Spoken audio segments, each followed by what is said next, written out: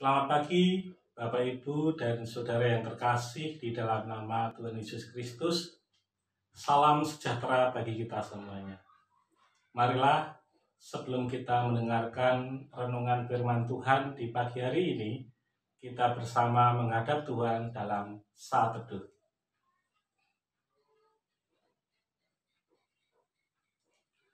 Renungan firman Tuhan pada pagi hari ini terambil dari Matius 20 ayat 31b.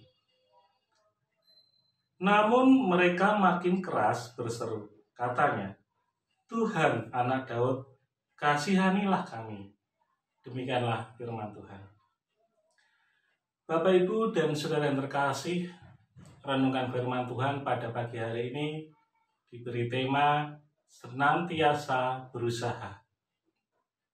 Ada ungkapan bahwa usaha tidak mengkhianati hasil, atau usaha tidak mengecewakan manusia.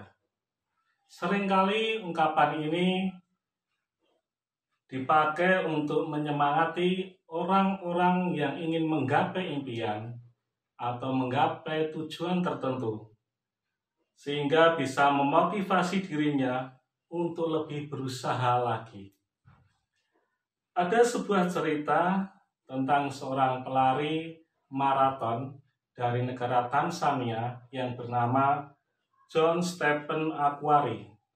Ia dikirim untuk mengikuti perlombaan Olimpiade di Meksiko tahun 1968.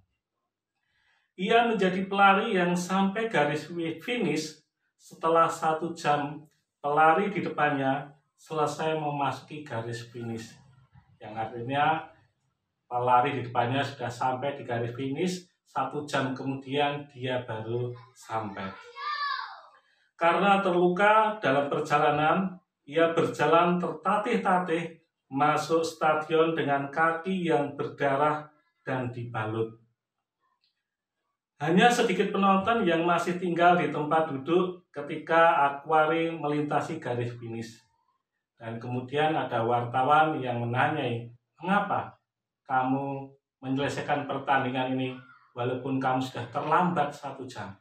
Lalu dia menjawab demikian, "Negara saya tidak mengirim saya ke Meksiko hanya untuk memulai perlombaan. Mereka mengirim saya ke sini untuk menyelesaikan pertandingan."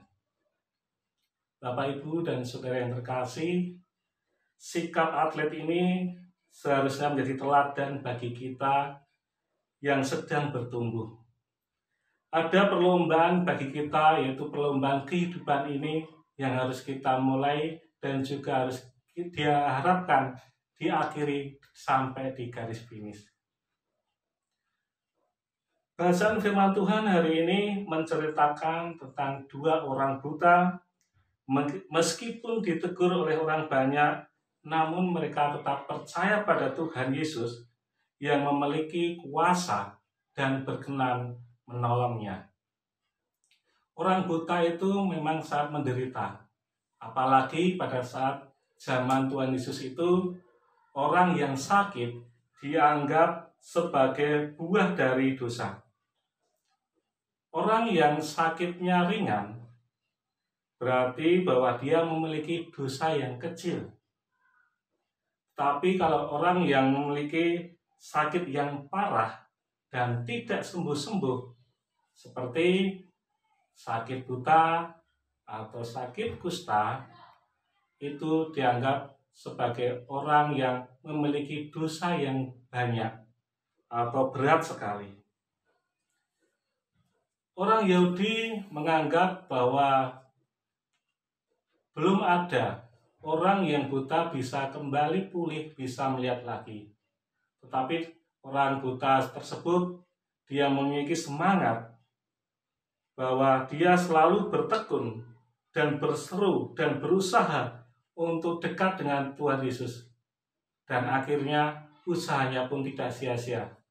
Tuhan memberi belas kasihan dan akhirnya menyembuhkan orang buta tersebut. Bapak, Ibu, dan Saudara yang terkasih di dalam nama Tuhan Yesus Kristus, Dari kisah ini kita bisa belajar. Yang pertama, orang buta itu tekun. Ia tidak mau berhenti dan mundur. Meskipun banyak rintangan, halangan di sekitar kita, tetapi mari kita tetap berusaha untuk menggapai tujuan dan harapan yang kita inginkan. Yang kedua, semangat yang tidak putus asa. Memang saat ini kita sedang mengalami masa yang berat.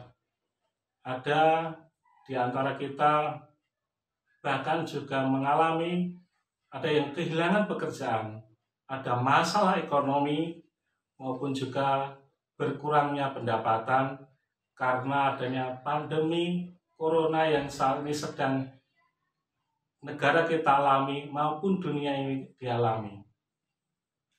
Ataupun juga persoalan yang lain yang Tuhan belum jawab pada diri kita.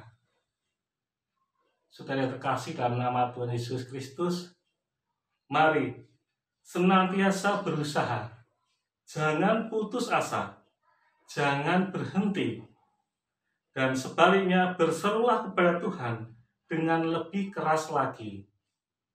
Tuhan pasti akan mendengar permohonan kita dan menyertainya. Demikianlah renungan firman Tuhan pada hari ini. Tuhan memberkati. Amin.